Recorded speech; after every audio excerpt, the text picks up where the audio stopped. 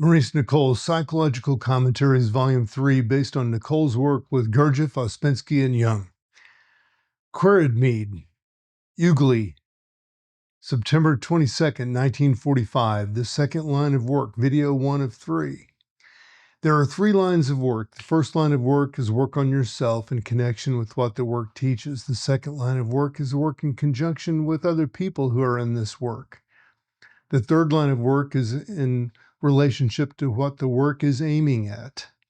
Let us take the second line of work in connection with other people who are in the work.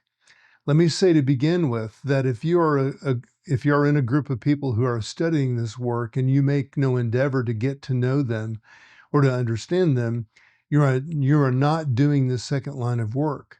No man can work on the first line only. To work only for yourself would only increase your self-love, your self-vanity. As regards this work in conjunction with other people, there are many things said in the work that are very useful to remember. It is sometimes a matter of astonishment to me that people who have been in the work or who imagine they have been in the work for many years never make the slightest attempt to connect themselves with other people except through their prejudices and buffers. That is, they only wish to know people of whom they approve, people whom have the same buffers as they have.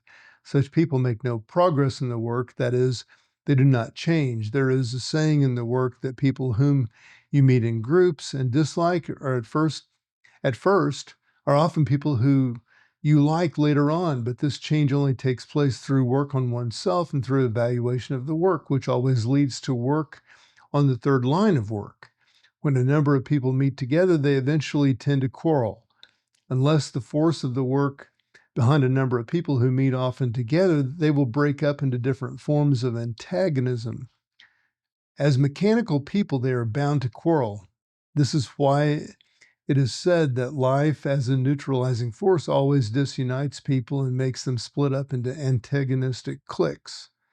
But the third force that comes down from a different channel altogether is a uniting force that can hold people together if those people value the work.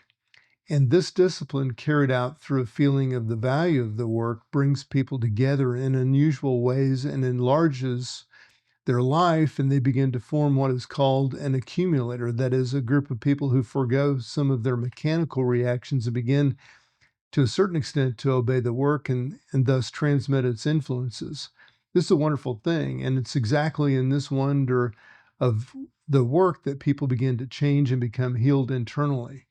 You must understand that the work is a healing force and that in many ways it is contradictory to life and its influences. In fact, it is actually said in the work that the work is against life.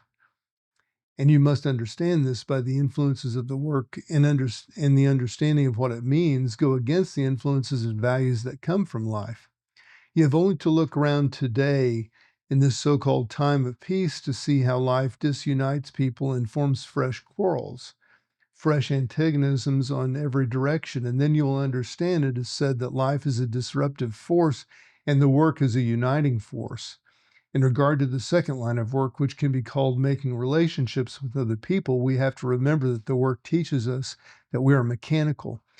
This is a deep saying, far more deep in its meaning than any of us has realized.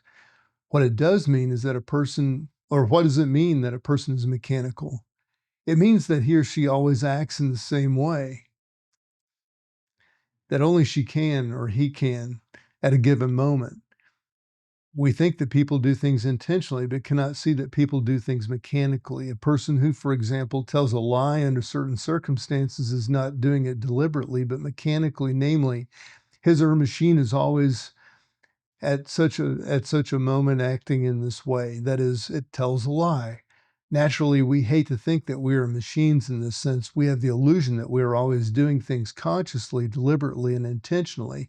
This is not the case. Whatever we do, whatever we say, however we behave, whatever we think, whatever we feel is mechanical.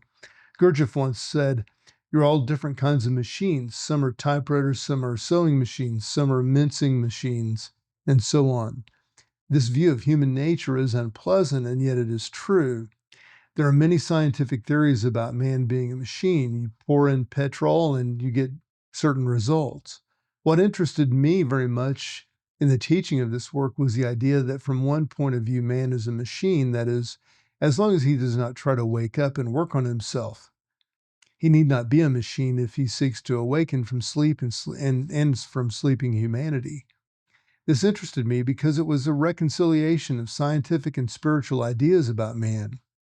Man is a machine, but he can become something that is no longer a question of machinery if he follows teaching coming from those who are not machines, that is, teaching coming from the conscious circle of humanity.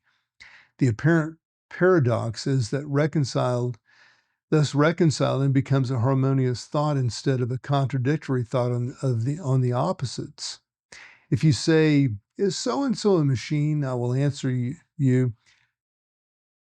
to which man do you refer?